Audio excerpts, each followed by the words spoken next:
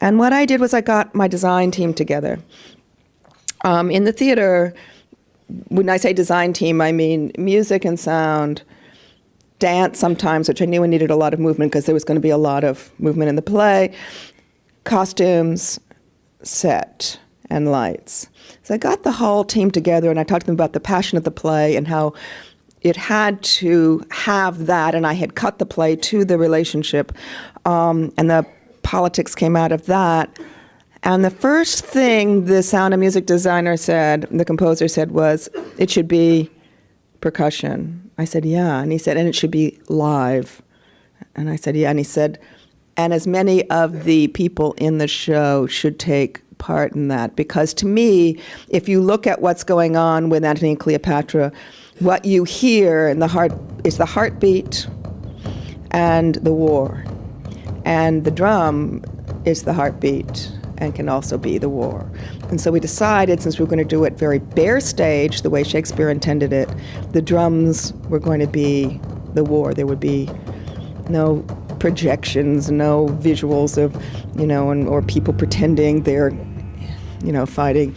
It was going to be the war of the drums. And that's one of the most exciting events that happened when we did the war that way.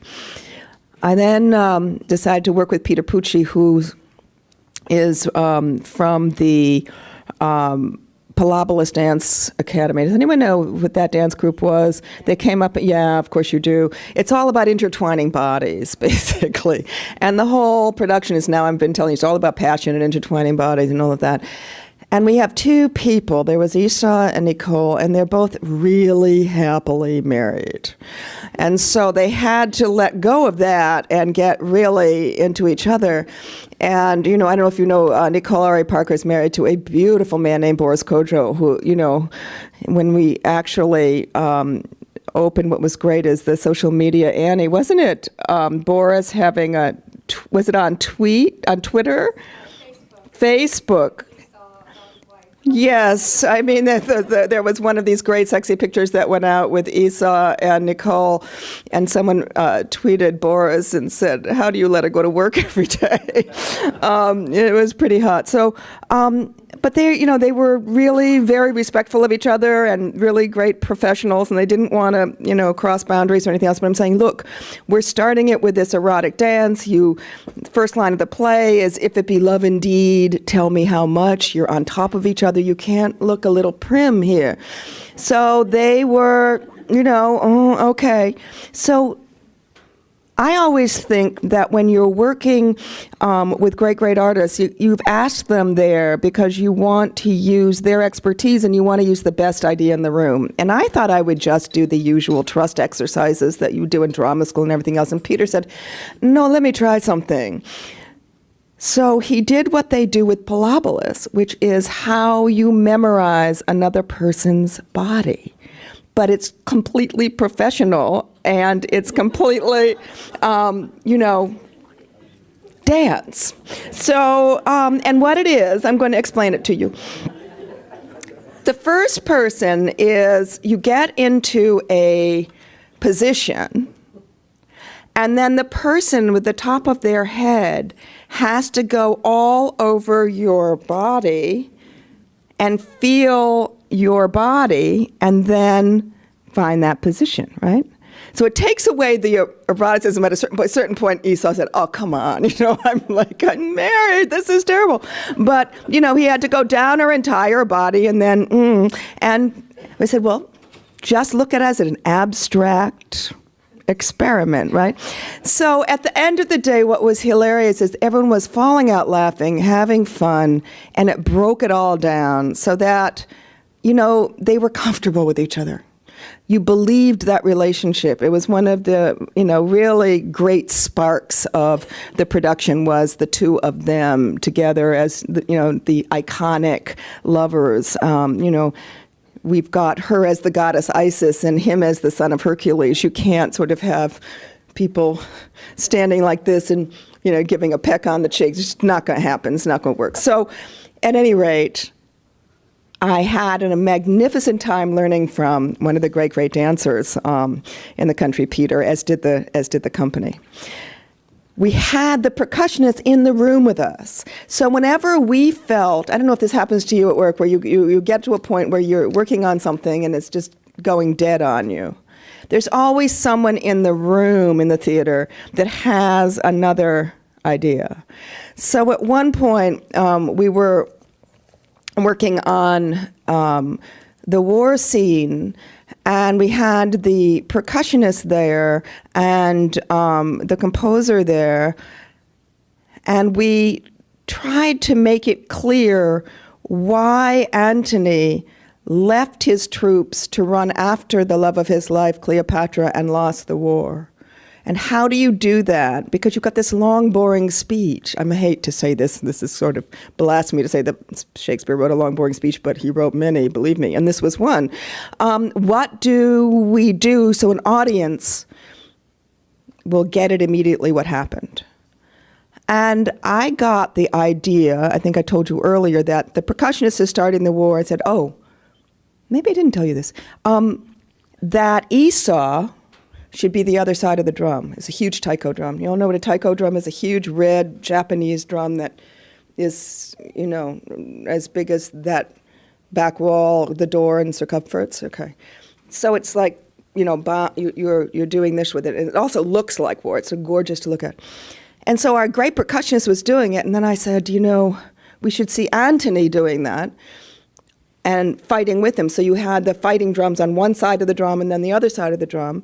And the composer said, oh, well, it takes years to figure out how to play taiko drum. And Esau said, just give me the sticks. And so he took the sticks once, the rhythm, he told him the rhythm, went, oh, all right, like that. And he went, yeah. So then he got it going. And then Nicole, everyone says, oh, directors do everything. No, the director is the, kind of captain of the ship. And we decide on the best ideas in the room, but set up a space where you can really contribute. Nicole said, I think I should run across the stage, and he sees me and then follows. And went, it sounds so obvious, and it's like, wow. And I said, but won't it look a little goofy just running? And she said, watch me. And she looked so stunning. I mean, she decided to take a little piece of, she gave me this scarf, so you can tell she has amazing taste, right? She took the scarf around her neck and she did this like it was wind. And she went running across the stage and went, oh my God. So there was the scene. It took the actress, it took the composer, it took the actor, it took making the space open to allow for a great idea. Where am I in time? Are you still interested in this? Okay. Good. All right. The other thing was working Paul Tazwell, who did The Convert for Me with Nagarier. He's nominated for Tony for his streetcar costumes.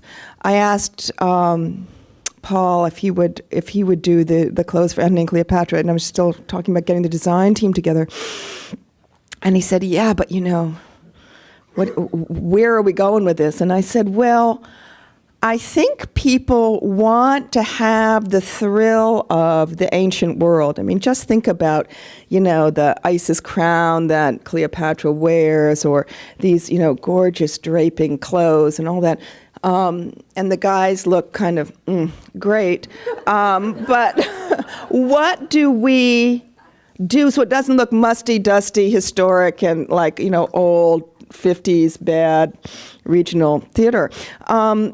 And he said, okay, I said, I think we want to look at it through the lens of the modern eye, but with, the excitement of what the ancient world can bring to us. And that's how we started.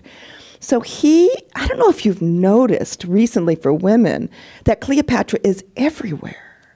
Once you start looking, I mean, she's come back in style, that big, chunky, gorgeous jewelry, the braids and the gold in the hair and and the big bracelets, flowing clothes, And if you look at the runway, I mean, it's, cut on the bias, and just everything moves gorgeously, like the East.